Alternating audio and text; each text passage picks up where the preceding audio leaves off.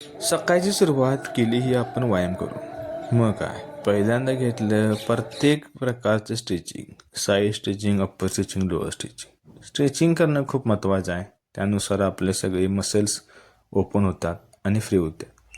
सगळ्यात पहिला आपण घेतला सपाट्या. सपाट्याचं 1-2 सेट मारूया म्हटलं आणि सपाट्यानंतर घ्यायचं होतं आपल्याला जोर. कारण प्रत्येक गोष्ट ही महत्त्वाची असते, म्हणून पहिल्यांदा घेतलं आपण सपाट्या. सपाट्याचं सगळं स्टॅमिना जास्त लागतो. त्यानंतरनं घेतलं आपण जोर आणि जोर मारायला चालू केलं. जोरचं 3 सेट घेऊया म्हटलं, कारण जरा एक्स्ट्रा असू देऊ एखादा. हळूहळू रोज सेट वाढवत जायचं आणि क्वांटिटी. त्यानंतरनं जोर नंतरनं घ्यायचं म्हणलं डिप्स. डिप्समध्ये सुद्धा प्रकार असतात, पण आपण रेग्युलरच डिप्स मारूया म्हटलं. डिप्समुळं चेस्ट आणि थोडासा ट्रायसेप वाढतो, म्हणून डिप्सचं 2 सेट घेतलं. ही झाली अप्पर बॉडीचा व्यायाम. त्यानंतरनं आपला लोअर बॉडी म्हणजेच पायाचा आणि मांड्यांचा व्यायाम करायचा होता. मग काय पहिलवानी बैठकी घेतल्या आणि जरा स्क्वॉट घेऊया म्हटलं. प्रत्येकी 2-2 सेट घेतलं. स्क्वॉट वगैरे मारून पायांचा एकदम परफेक्ट व्यायाम होतो. त्यानंतरनं प्रत्येकी 2-2 सेट घेऊन त्यानंतरनं म्हटलं आता जरा रेस्ट करायला लागतं. रेस्ट करणं म्हणजे स्ट्रेचिंग करणं. स्ट्रेचिंग करणं खूप महत्त्वाचं आहे हो.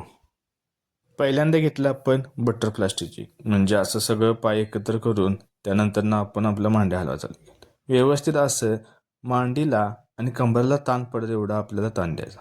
त्यानंतरनं आपण या पोटाचा व्यायाम म्हणजे सिटअप्स घेऊया म्हणून. सिटअप्स जरा प्रत्येकी वेगवेगळ्या स्टाईलने घ्यायचं होतं, पण जरा वेळ नसल्यामुळं आपण जरा असं एकच साईड घेतला आणि सगळं स्ट्रेचिंग करून जरा असं मेडिटेशन करूया म्हटलं.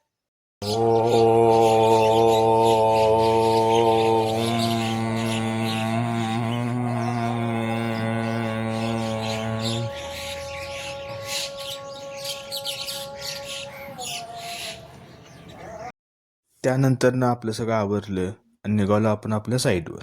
हे असं हेल्मेट घातलेलं जरासं ऊन होतं, पण वारं गार असल्यामुळे थंड होतीच. सकाळ सकाळचं म्हणल्या काही विशेष नाही हो, त्यात थंडीचे दिवस. तिथनं गेलो आपण साईडवर आपल्या, तर स्लॅब जोडा चालू होता बघा. बांबू वगैरे असं लावून सगळं सेटिंग झालेलं, कुठंतरी राहिलेलं. पण एक्स्ट्रा बांबू लावून सपोर्ट व्यवस्थित दिलेला, कारण स्लॅब हा सेकंड फ्लोअरवर होता.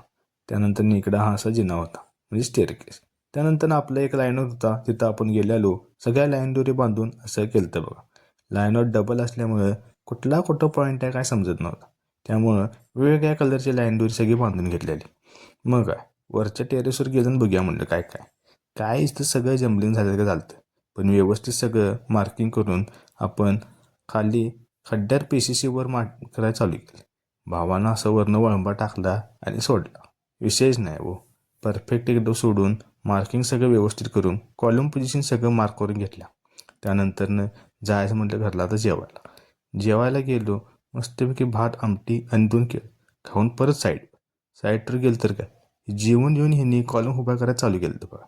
व्यवस्थित एकदम असं उभा करून त्याला बांधून सगळं परत आणि वळंबा करून एकदम सेट करून घेतलं, म्हणजे उद्या पुट्टिंग टाकायला बरं. सगळं कॉलम व्यवस्थित बांधून सपोर्ट देऊन एकदम जॅम करून घेतलं बघा. म्हणजे हालायचा काही विषयच नाही हो, कारण लेवलमध्ये आणि लाईनमध्ये येणं खूप गरजेचं आहे.